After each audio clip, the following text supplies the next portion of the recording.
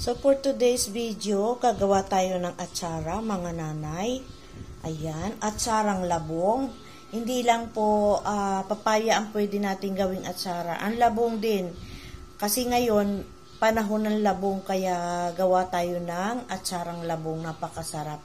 So ayan, labong, bell pepper, meron akong in-slice na carrots, sugar brown, suka, slice na bawang, at luya. So, ayan, umpisahan na natin. So, ayan, pinagsama-sama ko lang yung bawang, asukal, luya, at suka.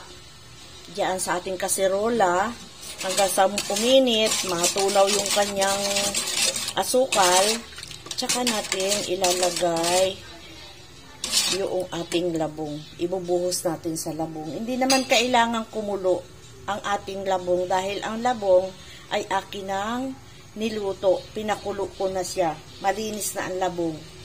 Ayan. Lagay na natin ang carrots. Lagay na natin ang bell pepper. So, hindi naman siya kailangang kulong-kulo dahil nga sa ang luluto sa kanya ay yung suka.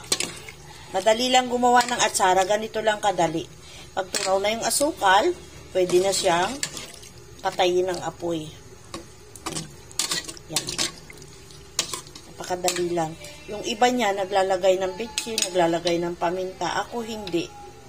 Suka lang talaga at asukal ang pampalasa at saka iyang mga gulay na nilagay ko. So, ayan, pwede na natin patayin yung apoy. So, ito yung ating labong. Nalinis na natin to, napakuluan na at napatuyuan na ng tubig. Yan, malambot na siya. Pwede na nating ilagay yung ating pinakulong mga panahog sa kanya. Kasi, dati guys, negosyo ko to. Natitinda ako dati nito. Kaya ako ay sanay gumawa ng atsara. Pero itong atsarang labong, first time ko ito ginawa. Dahil nakatikim ako sa aking kaibigan, napakasarap. Yung labong na ginawa, natikman ko sa aking kaibigan from Iloilo. Ako, napakasarap. Pwede pala, sabi ko, pwede palang gawing atsara ang labong. Kaya, ayan. So, ayan, napakasarap na atsara. Hayaan lang natin dyan na mababad. Hayaan nating